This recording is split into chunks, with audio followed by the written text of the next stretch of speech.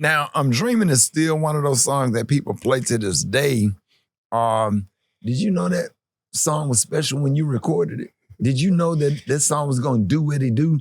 I got to give props to Stanley A. Brown. The Stanley also grew up in church in Brooklyn. I call him Maestro because just psychotic. And Stanley and Hiram Hicks came to me and Cassandra Mills, my first manager.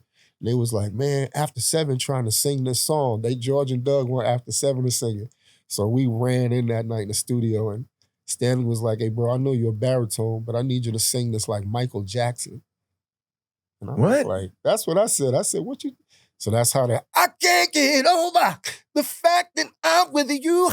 That's where that comes from. It was me as a baritone emulating Michael. And Stanley was like, now you got it. And 38 years later, that record holds. It's like, it really has been a blessing. It's funky, man. Yeah, it has. And when it comes on in parties, even with new music and blends, right? I was talking to the young DJs in New York and they were saying, yo, I'll be putting this in the regular mix with Drake, Chris, whoever else. Right. Oh my God. I never knew that. I'm sitting up here trying to do an interview because I'm such a fan. Hey, me too, Rick. New Jack City was like my like the movie. The movie, whatever the movie is now, whatever the what's the movie now in this era? The movie.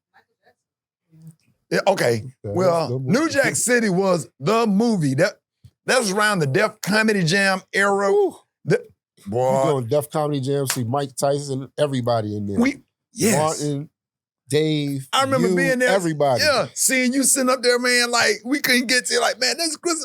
You got to perform with Christopher Williams and Wesley Snipes. Everybody sitting up in there, you know, like. That was my teacher, Wesley.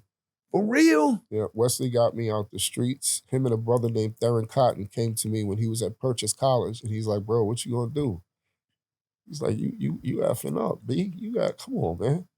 And he got my grandfather to write me a baptismal paper because I ain't have ID. I was just I was all left coast. Right. So they got me a baptismal paper. I studied for about a week, passed my GED, and Wesley put me in Purchase College, basically. And that was the connection that got me to the audition with Pat Golden at Warner Brothers.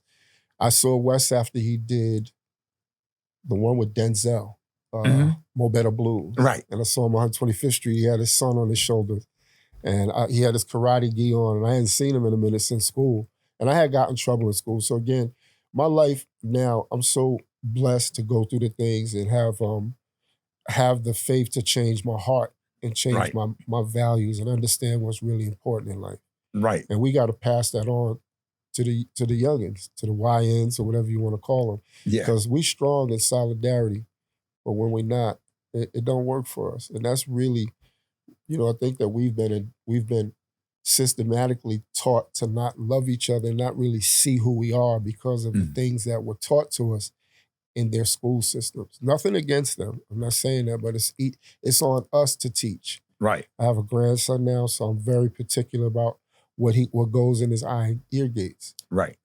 I tell my grandson that the first president was a black man named John Hanson, not George Washington. Right. And I think that those are the things that I'm praying that this whole military sting operation or whatever the heck is going on in this country right now, I'm just praying that they realize that they don't even have the keys to the hell they created. That God's still on the throne, and hopefully, things can get better, just humanly better. Yeah, it got to. It has to.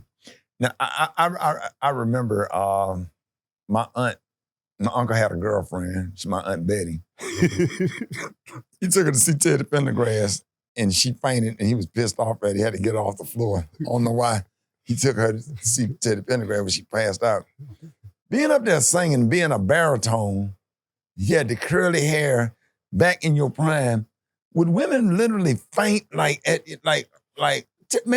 take me through some of that, man.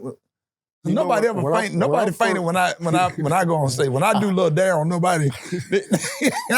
I had a couple of faints. I actually had faints from being Al B. Shore's bodyguard. A lot of people don't know that.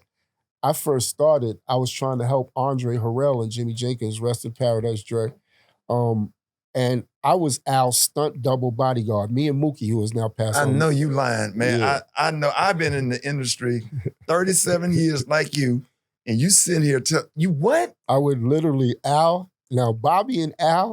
Bobby Brown and Al, I always said that when I first did my first interview, I said Bobby Brown will forever be the king of R&B to me. Nothing against the great Usher and R. Kelly and all that. But other than Mike, I ain't never seen no energy like that, other than seeing Chris do his thing. And of course, Usher's got he's got a plethora of swag. Yeah. You know, Usher finds his niche, and that's what I like about him. And that's what's great about music now. I think we've gotten away from the 90s where everybody don't have to be a McDonald's burger. It don't have to be 2 Arby's patty special sauce. You know, we got guys like Kim, Anthony Hamilton, Maxwell. Everybody kind of resides on the same street. Right. And then to see Uncle Charlie come back, that just made my dreams come true. Yeah.